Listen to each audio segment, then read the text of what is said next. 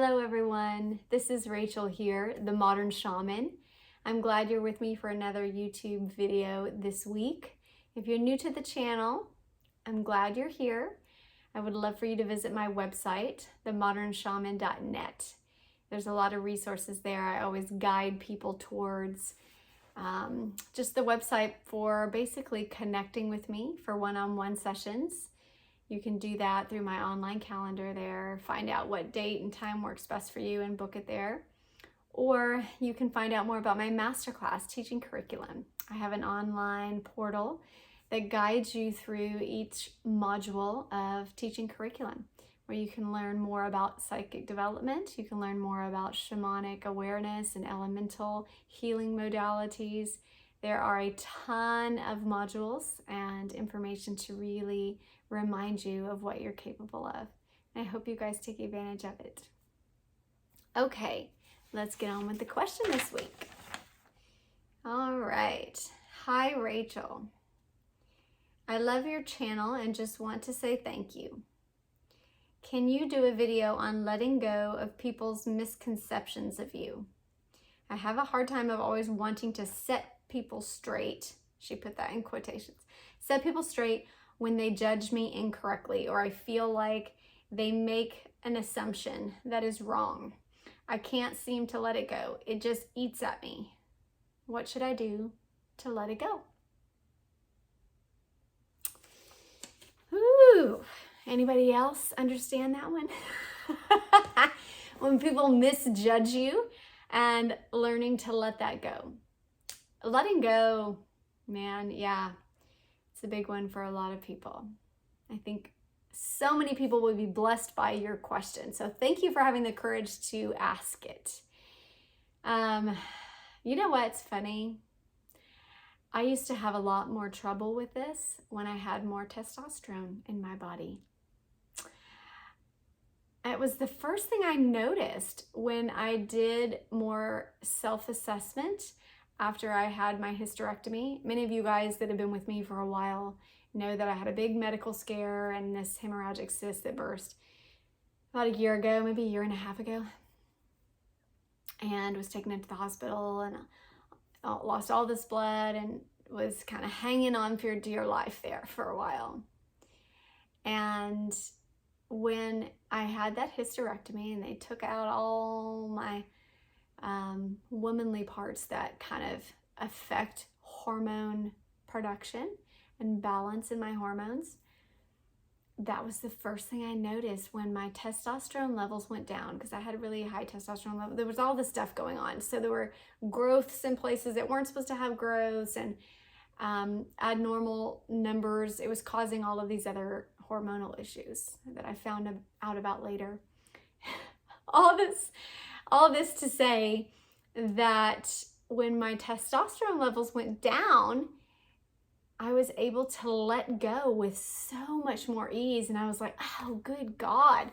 I wish I had gotten my hormone levels checked so much earlier, because I had no idea how much it was impacting kind of that testosterone teenagey rage kind of feeling.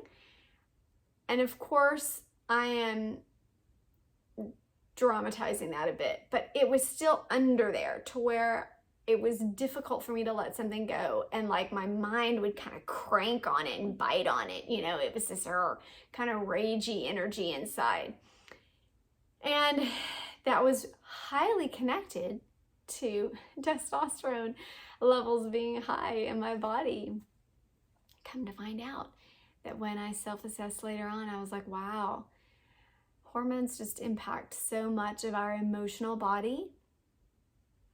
And there's a lot of insight on gaining numerical data from your hormone levels and then kind of learning how those hormones translate into your emotional body and gaining awareness of it. That was a total side note. I did not mean to answer your question like that, but I just relate to it in that way. And that was shocking to me because that's not something you think about going through a hysterectomy, that would be something that would impact your ability to let go, but it has. And I know enough for the way that Spirit has worked in my life, that there's reason that I need to share that. Somebody needed to hear it somewhere. So I'm just sharing and trust that Spirit will work out in some way, shape, or form who that was for. If that was not for you, I'll get back to the question and stop digressing. Okay, learning to let go. You know, the number one way to let go is just to let go. Essentially, to stop feeding it. That's the first thing I guess I would advise you, is that when you do not feed a particular thought or emotion, it eventually shrivels up and dies, shrinks away. It becomes less and less and just fades out. So don't feed it. Don't feed it with your thoughts. Don't think about it all the time. Don't initiate conversation around it. Don't talk about it to other people. Don't talk about, oh, what should I do? Don't inflate the energy that you're trying to get rid of, right? Instead, ignore it. Let it shrink away. It's conscientious awareness of it. It's just not engaging, right? It may be here, but I'm just not engaging with it. And you know what visual I'm getting right now in my clairvoyance is A Beautiful Mind, that movie with Russell Crowe where he has schizophrenia and he's absolutely brilliant. If you've never seen it, he has visions of these people that are not real, but in the end, instead of going on all the medication and it changing his brain and making him kind of zoned out, he learns to let them be there, but through kind of deductive reasoning and questioning and asking people that come into his life that are new, like, are you real? He learns to essentially ignore. What he learns are his hallucinations, are not the real aspects of his life.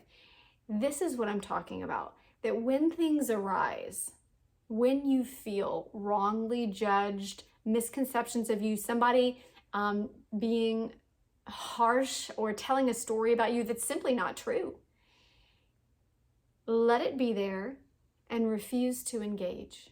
Refuse to engage, because this is your health. This is your self-sustaining sense of peace. By wisely learning to not engage with something that is not real for you, right? It's a hallucination that person is creating for themselves. It's their own story. It's not your story. It's theirs. And that kind of leads me into my second piece of advice, which is that truth is different for everyone. This is a hard thing to accept for many of us, but the sooner we accept it, the sooner we can kind of be at peace with variances in the story. And we know this because many people, I share this all the time, will have the same event happen in their life. They're in the same place at the same time and they have that same event. But the perspective and their truth on what happened is completely different. It's completely their own. It happened because of this. Even the cause of it will be, will be something totally different from one person to another.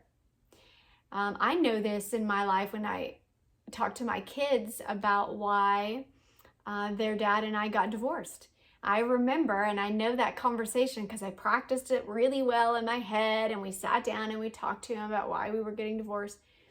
But later on, 5 years later, 6 years later, when I have conversations with them or when they talk about it, the reason that they think it happened or the way that they perceived it was from their perspective. It was from their life. They know what we told them, but they know also what their life has told them. And they have various perspectives on it.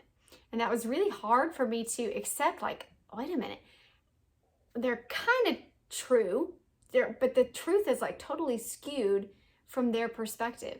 This often happens in life, all right?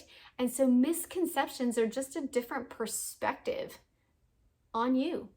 It's hard when it's directed at you or about you. And yet, the basis in which we can let that sit and let their perspective be their own perspective. It may benefit them, it may not benefit them, but it is their perspective. And you can let it be that, okay? Be okay with the fact that their truth is their truth and your truth is yours. Okay. Now, kind of a caveat to that I will say, or something that goes with it, is the fact that you cannot convince someone to have a change of heart, because that's their heart. Convincing is from the mind, right? And you may work on it and you may say, well, this is what really happened. This is the truth of who I am. This is what I genuinely did. This is, why I was doing what I was doing. This is my perspective. This is what makes it all right. This is what makes me good, right? And not a bad person, or whatever it is that you're concerned with their judgment on you. And you may share that convincingly, right? With dates, with specifics and numbers and data that feels like I can convince them. But that is just in the mind. It does not change someone's heart about you or about an event or something that they perceive in a certain way that they do. And if they are depressed, if they're in a bad state, if they're seeing everything through murky waters, they're going to see it through murky waters. Even if you can perceive it in something that is clear and beautiful, because of the state from which they are looking at you in, they're going to perceive it murky or shadowy or cloudy if they're looking through the lens of depression or the lens of anger or the lens of judgment, right? Those are skewed discrepancies in energy. They're going to see it that way. It's going to be all funky and distorted because they're coming from that perspective. So your convincing doesn't change someone's perspective. It may change the data and the empirical evidence, right? But that doesn't change someone's heart. This is the place of emotional state. And their emotional state is going to determine how they're perceiving something. And that's always on them. Right? When they're happy and peaceful and light, maybe they see you from that perspective. But that's a state of the heart, not a state of the mind. So convincing them just doesn't work. In fact, that will just kind of grind at you. It's not your responsibility anyways. And don't try to guilt someone in to seeing it from your perspective, right? Don't work on the emotional manipulation of the event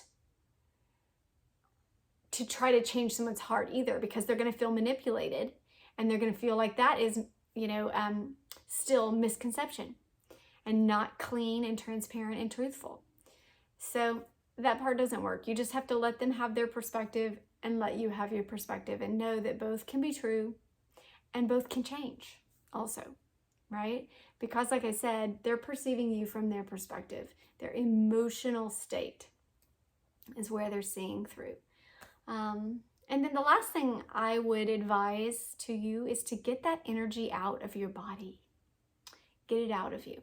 So if you are frustrated, if you feel like you're stuck, a lot of I can't let go is like a stuckness or a repetitive pattern, almost like an OCD loop, right? Where it just keeps coming back to it with no sense of progress.